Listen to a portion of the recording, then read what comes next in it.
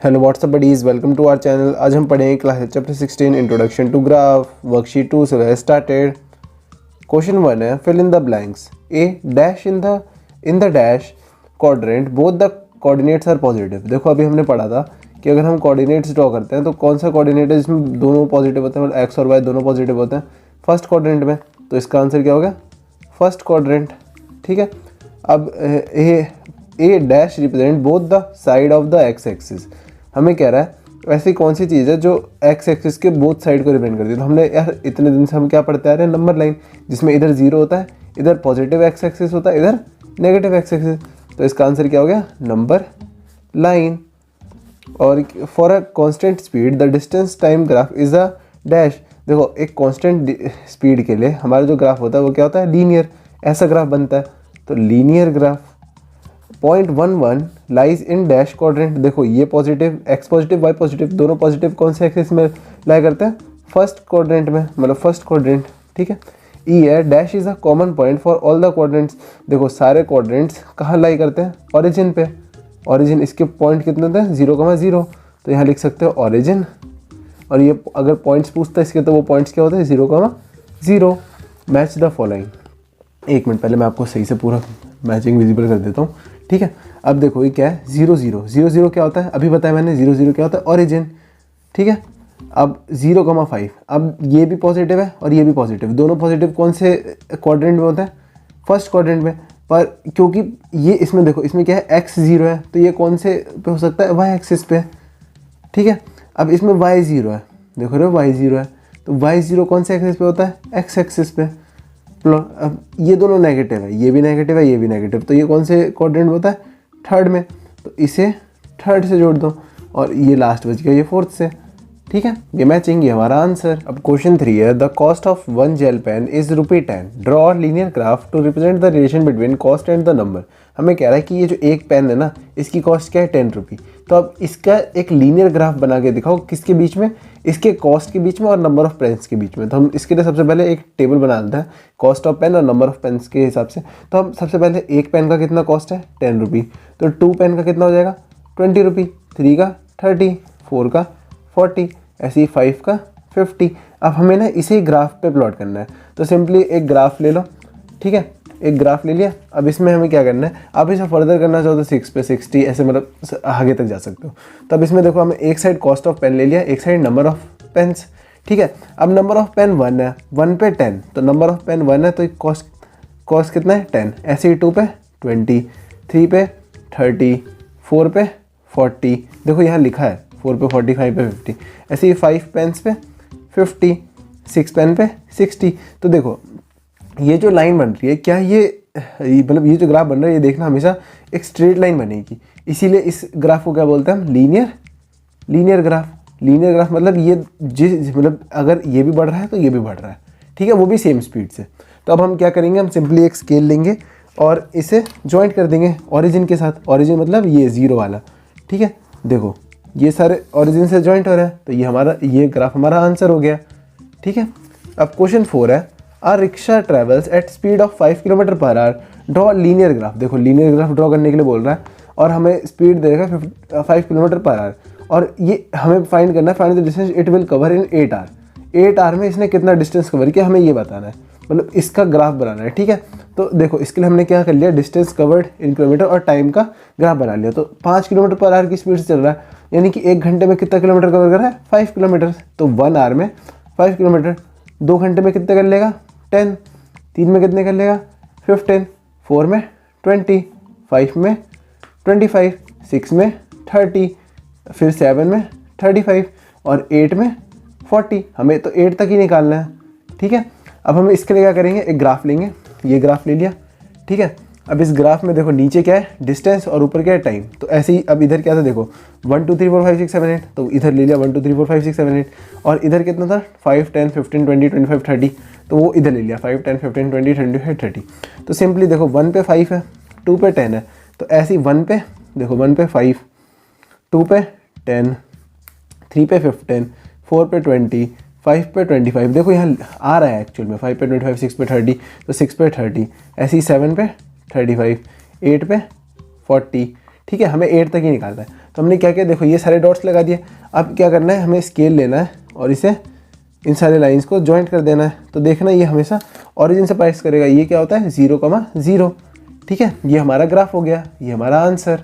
Question 5 है, check if the graph obtained by plotting the entire following entries in a curve और a straight line. हमें पूछ रहा है ये जो एंट्रीज दे रखी है ना इन्होंने, ये अगर आप ग्राफ पे प्लॉट करते हो तो क्या उससे स्ट्रेट लाइन बनेगी या कर्व बनेगा, ये हमें बताना है। ठीक है, तो सिंपली हमें क्या करना है, सिंपली एक ग्राफ लो। ग्राफ में देखो सबसे पहले क्या है, इधर वाई में सबसे बड़ा क्या है 7 और एक्स में सबसे बड़ा क्या है 4। तो ऐसा कुछ बनाना है जिसमें हम वाई पे 5 तक ले लेंगे, 4 से एक ज़्यादा 5 तक, और एक्स में 7 से एक ज़्यादा 8 तक ले लेंगे। तो देखो ठीक है, हमने ऐसा बना लिया। देखो यहाँ 4 से एक ज़्यादा, आपको मर्जी 5 पर ही छोड़ दो, मैंने बस लिख दिया फ्लो में। ठीक है, ऐसे ये 8 तक। अब हमें क्या, ये देखो ये एक्स एक्सिस है, ये एक्स एक्सिस है और ये वाई एक्सिस। तो एक्स पे कितना है 0 और 3, तो एक्स पे 0 और वाई पे 3, तो एक पॉइंट ये हो गया। ठीक है, अब अगला पॉइंट क्या है 1,2, तो 1 पे एक्स 1 है और वाई 2, तो अगला पॉइंट ये हो गया। अब अगला क्या है 2 पे 4, एक्स 2 और ये वाई 4, तो ये 4। अगला क्या है 3,7, तो एक्स पे 3 और इस पे 7, तो ये वाला पॉइंट। ऐसे अगला पॉइंट है 4,6, तो एक्स पे 4 और वाई पे 6। तो अब हम इसे ज्वाइंट करके देखते हैं। देखो इसे ज्वाइंट करते हैं, क्या ये स्ट्रेट लाइन दिख रही है, ये किसी भी एंगल से स्ट्रेट लाइन दिख रही है। तो ये क्या है, ये कर्व है। तो ये स्ट्रेट लाइन नहीं बना रहा है, कर्व बना रहा है, ये हमारा आंसर। अब क्वेश्चन 6 है, draw a graph for the following. हमें कह रहा है कि ये जो हमने दे रखा है नंबर ऑफ बॉल्स और कॉस्ट इन रुपीज़, इसके लिए ग्राफ बना के देखो। ठीक है, तो हम सिंपली क्या करेंगे, देखो 5, 6, 7, 8 है और इधर 500, 600, 700, 800 है। तो हम ऐसा कोई ग्राफ बनाएंगे जिसमें ये सारे नंबर्स ले आए। तो ठीक है, हमने सिंपली ऐसे ग्राफ बना लिया। अब देखो अभी तक हम सब ग्राफ बना रहे थे, ये देखो ये ग्राफ और इस ग्राफ में क्या अंतर दिख रहा है। देखो इसकी पूरी स्ट्रेट लाइन है और इसमें कि ना यहाँ एक ऐसे ऊपर और नीचे से लग रहा है। तो इसे क्या बोलते हैं ब्रेक। ये ना एक ब्रेक तरीके से है, मतलब ये क्या कब होता है, जब हम यहाँ 0 है। ठीक है, 0 से डायरेक्ट 4 और इसके बाद देखो अगर 0, 4, 8, 16 लिखते हैं तो ये सही होता, तब हमें स्ट्रेट लाइन खींच देते हैं। पर हमने क्या किया, 0 के बाद 4 लिखा है, फिर 5, फिर 6, इसके बाद सारा 1, 1 है, पर इसके बीच में कितना है 4। तो हम इस टाइम कैसे यूज़ करते हैं, ये ब्रेक। ऐसे इधर भी देखो 0 से 400 ये ब्रेक दे दिया, फिर 400, 500, 600, 700, 800। ठीक है, अब मतलब इससे क्या होता है कि हमें बीच के इतने सारे नंबर, देखो अगर मैं यहाँ लिखता 1, 2, 3, 4 तो बहुत बड़ा हो जाता, इसलिए मैंने ये ब्रेक यूज़ कर लिया जिससे कि मुझे बीच के नंबर ना लिखने पड़े। ठीक है, अब हम फोकस करते हैं क्वेश्चन पे। तो देखो हम पे क्या दे रखा है 5 पे 500, तो 5 देखो 5 का है 5 ये और ये 500, तो ये हो गया। ऐसे ही 6 पे 600, तो 6 पे 600। ऐसे ही 7 पे 700, 8 पे 800। ठीक है, तो ये दे रखा है। अब हमें बोलते हैं ये ग्राफ ड्रॉ करने के लिए। तो सिंपली अब क्या करना है, वापस से स्केल लो। ठीक है, 1 मिनट में स्केल ले लेता हूँ, स्केल लो और इसे ज्वाइन कर दो। ये देखो ये फिर से ओरिजिन से, मतलब ये ओरिजिन से जा रहा है, ये हमारा आंसर हो गया। ठीक है, क्वेश्चन 7 है, plot the graph for x equals to -4। हमें कह रहा है x -4 के लिए हमें ग्राफ प्लॉट करना है। तो देखो इसे कैसे प्लॉट करते हैं, सिंपली इसके लिए हम ऐसे टेबल बना लेते हैं। ठीक है, x और y वाला, तो x में हमेशा -4 ही रहेगा, -4 और y में 0, 1, 2 मतलब कुछ भी हो सकता है। ठीक है, तो सिंपली क्या करना है, इसके लिए हम कैसे करते हैं, x इक्वल्स टू -4 के लिए, तो x का है, x ये रहा x एक्सिस और -4 का है यहाँ, तो x इक्वल्स टू -4 के लिए हम ऐसे लाइन बनाते हैं। ठीक है, ये x इक्वल्स टू -4 की डॉट डॉट लाइन है, ये नीचे भी जाती है ऊपर भी, तो इस पे ना आप स्ट्रेट लाइन बस खींच दो। तो ये जो लाइन बनेगी ये किसकी, ये जो ग्राफ बना ये किसके लिए हुआ, x इक्वल्स टू -4। आप इधर लिख भी सकते हो x इक्वल्स टू -4 के लिए ये ग्राफ बन गया। ठीक है, अब क्वेश्चन 8 है, plot the graph for y equals to -2। अब y -2 देखो y -2 का है यहाँ, तो y -2 के लिए भी यही सेम होगा। ठीक है, y -2 के लिए भी आप ये स्ट्रेट लाइन खींच दोगे। ये देखो ये स्ट्रेट लाइन अगर आप खींच देते हो पूरा, तो ये जो स्ट्रेट लाइन बनी, मैं इस वाली स्ट्रेट लाइन की नहीं बात कर रहा, सिर्फ ये मतलब ये वाली स्ट्रेट लाइन, ये क्या होगी y इक्वल्स टू -2 की। ठीक है, ये देखो जब भी कोई एक सिंगल वैल्यू दे रखी होती है ना, उसकी ग्राफ बनानी तो हमेशा स्ट्रेट लाइन ही आती है, वो भी जिसमें भी एक कॉन्स्टेंट था। देखो इसमें यहाँ पॉइंट देखो, इस पॉइंट पे y की वैल्यू कितनी है -2। इस अगर मैं यहाँ बोलता हूँ इस पॉइंट पे देखो, तो इस पॉइंट पे भी देखो y की वैल्यू क्या है -2। ठीक है, अब क्वेश्चन 9 है, draw a graph for x equals to y equals to -4। हमें कह रहा है x और y इक्वल है और वो किसके इक्वल है, -4 के। ठीक है, और हमें पूछ रहा है क्या ये ओरिजिन से पास करेगी। तो देखो सिंपली हमें क्या पूछ रहा है, हमने इसके लिए ऐसे ग्राफ बना लिया, x और y -4 है, तो x पे देखो -4 ये रहा और y पे -4 क्या है यहाँ, तो हम सिंपली इधर से ये हो गया, ये क्या हो गया x y -4 मतलब -4 -4। क्या ये ओरिजिन से पास करेगी? देखो पास कर सकती है, पर अगर यहाँ कोई पॉइंट होगा तब उससे मैच करेगी ना। ऐसे तो अगर मैं यहाँ भी एक पॉइंट बोलता हूँ तो ये भी ओरिजिन से पास करेगी। तो सिंपली हम x इसका ग्राफ कैसा बनेगा, सिंपली ये डॉट। ओके, क्वेश्चन 10 है, draw a graph for the following value. हमें कह रहा है ये जो वैल्यू दे रखी है इसके लिए ग्राफ ड्रॉ करो। Does it pass through origin, और हमें इसे ज्वाइन करके चेक करना है कि ये ओरिजिन से पास करती है। अगर करती है तो यस, अगर नहीं करती तो नो। ठीक है, तो सिंपली हम इसके लिए क्या करेंगे, एक ग्राफ बना लेंगे। ठीक है, अब इसमें ये पॉइंट्स प्लेस करते हैं। तो देखो नंबर क्या है 2, इसे हम x पे मानते हैं, इसे y पे। ठीक है, तो x पे 2 ये रहा, और y पे -2 का है नीचे, तो देखो y पे -2 ये रहा। ठीक है, तो ये पॉइंट हो गया पहला। अगला क्या है 1, -1, तो देखो 1, -1 ये वाला पॉइंट। फिर अगला क्या है -3, +3, तो x पे -3 और इस पे +3, तो ये हो गया। अगला पॉइंट क्या है x पे 4 और y पे -4, x पे देखो 4 और y पे -4, तो ये वाला पॉइंट। ठीक है, अगला पॉइंट क्या है -6, यानी कि x पे -6, x पे ये रहा -6 और इस पे +6, तो x पे -6 और इस पे +6। अब देखो ये सारे डॉट्स हम मतलब पास कर ज्वाइन करके देखते हैं। ठीक है, पास करके नहीं, ज्वाइन करके। तो देखो सिंपली मैंने इसे ज्वाइन कर लिया।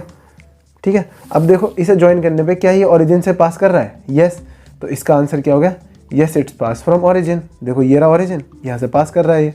ठीक है, अब क्वेश्चन 11 है, a park in a shape of quadrilateral, draw a park using data given below. हमें कह रहा है इस डाटा से हमें एक पार्क बना के दिखाओ जो कि क्वाड्रिलेटरल शेप का है। ठीक है, तो सिंपली हमने इसके लिए एक और ग्राफ बना लिया। अब देखो इसमें डाटा क्या है, x पे 4, y पे 3। हाँ x, देखो ये x एक्सिस है, x पे 4 और y पे 3, तो कौन सा पॉइंट हो गया, ये पॉइंट। अगला क्या है x पे 2, y पे 0, तो x पे देखो 2 और y पे 0, तो ये पॉइंट हो गया अगला। और अगला 6, 0, x पे 6 और y पे 0, तो x पे देखो ये रहा 6 और y पे 0, ये पॉइंट हो गया। और अगला पॉइंट क्या है 4, -3, तो x पे 4 और y पे -3, तो ये हो गया ये वाला पॉइंट। तो हमें सिंपली क्या करना है, इन चारों पॉइंट्स को जोड़ देना है। ठीक है, तो इन चारों पॉइंट्स को जोड़ देते हैं हम सबसे पहले। ठीक है, ये इससे जुड़ गया, ये इससे, ठीक है, ये इससे, और ये शेप इससे। तो देखो ये क्वाड्रिलेटरल बन गया। तो ये क्या है, ये हमारा आंसर। आपको भी ऐसे ड्रॉ करना है। ठीक है, तो आज की वीडियो से इतना ही। अगर आपको वीडियो अच्छी लगी हो तो वीडियो को लाइक और दोस्तों शेयर करना ना भूलें। अगर आप इस चैनल पे न्यू हैं तो नीचे दे रेड सब्सक्राइब बटन पे क्लिक करें। मिलते हैं अगली वीडियो में, बाय, स्टे ट्यून्ड।